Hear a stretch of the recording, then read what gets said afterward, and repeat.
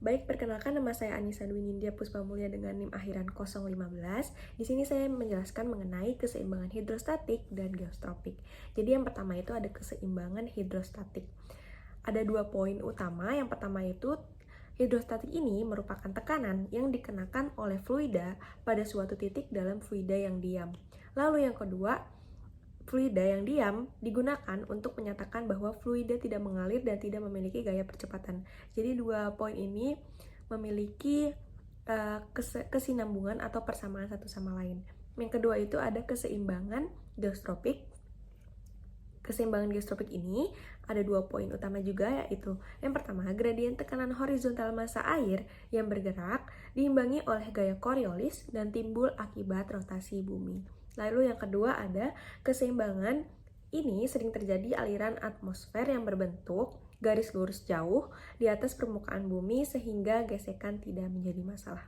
Sekian dari saya, terima kasih. Keseimbangan hidrostatis adalah kondisi di mana gaya gravitasi yang menarik fluida ke bawah seimbang dengan gaya tekanan yang mendorong fluida ke atas. Dalam atmosfer bumi, tekanan udara pada setiap lapisan harus cukup besar untuk mendukung berat lapisan udara di atasnya. Prinsip dasar keseimbangan hidrostatis melibatkan 2 gaya utama, gaya gravitasi dan gaya tekanan. Gaya gravitasi adalah gaya yang menarik massa fluida seperti udara atau air ke pusat gravitasi. Gaya ini bekerja ke arah bawah. Sementara itu, gaya tekanan adalah gaya yang dihasilkan oleh tekanan fluida yang bekerja ke segala arah, termasuk ke arah atas.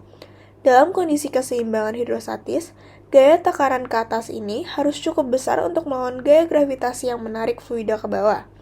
Hasilnya adalah fluida tetap berada dalam kondisi stabil tanpa mengalami kompresi atau ekspansi yang signifikan.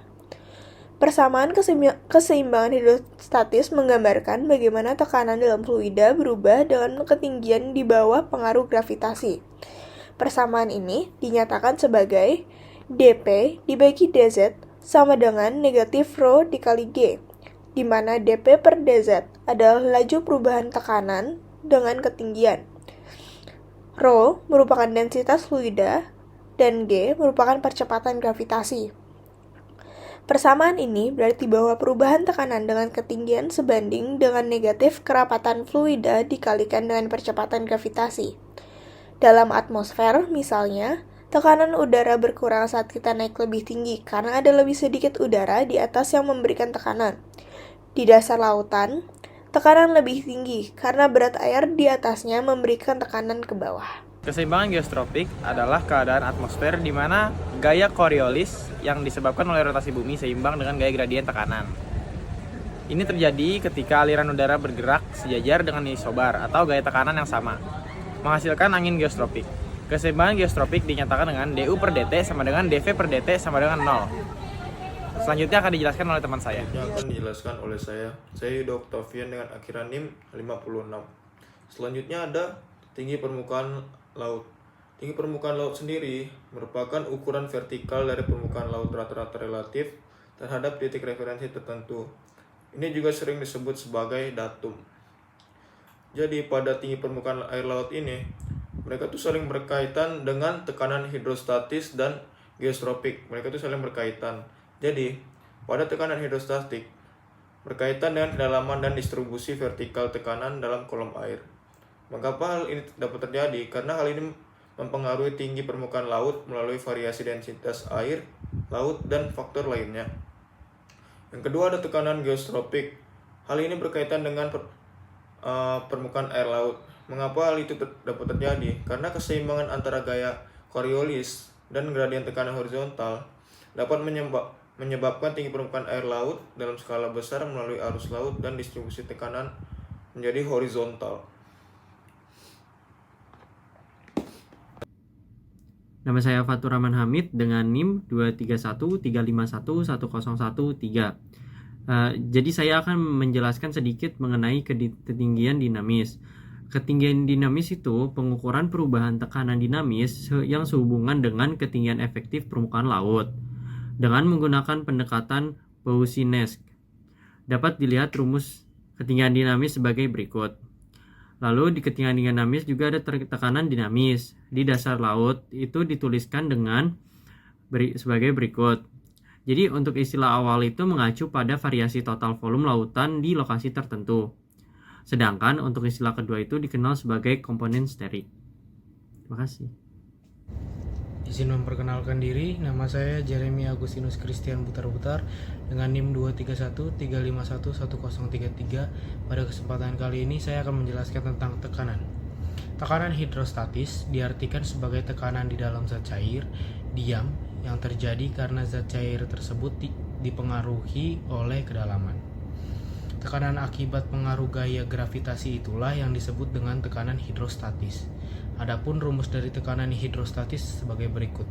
P sama dengan F dikali A, yang dimana P itu melambangkan tekanan hidrostatis, F itu melambangkan gaya berat zat cair, dan juga A itu melambangkan luas permukaan bejana. Baik, perkenalkan nama saya Desa Mandesinta Pramesi Putri dengan akhiran NIM 014. Jadi pada kali ini saya akan menjelaskan mengenai nomor Rossby.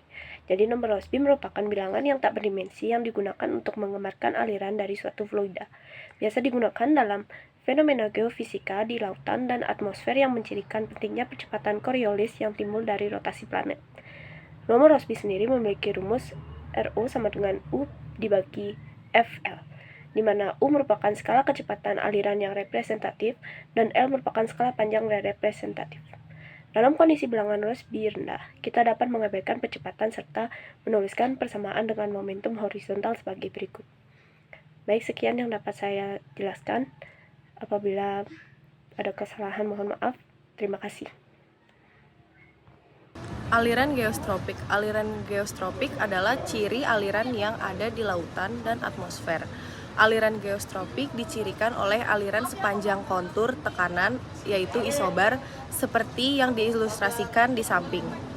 Aliran rotasi di sekitar tekanan minimum disebut siklon. Aliran siklon berlawanan arah jarum jam di belahan bumi utara, dan karena perubahan tanda F, searah jarum jam di belahan bumi selatan. Halo semua, perkenalkan nama saya Rel Sarifah Seribu dengan NIM 2313511010. Di sini saya akan menjelaskan mengenai angin termal. Angin termal adalah aliran geostropik ditentukan oleh tekanan, dan tekanan ditentukan oleh kepadatan atau melalui keseimbangan hidrostatik. Kita dapat melihat hubungan ini dengan lebih jelas jika kita memasukkan turunannya Z persamaan geostropik seperti gambar yang ada di bawah. Persamaan yang ada di atas itu disebut angin termal, menghubungkan geser vertikal aliran geostropik dengan gradien daya apung horizontal. Mereka sangat berguna untuk menafsirkan data hidrografi. Seperti ada gambar yang ada di samping, itu menunjukkan angin termal. Sekian dari saya, terima kasih.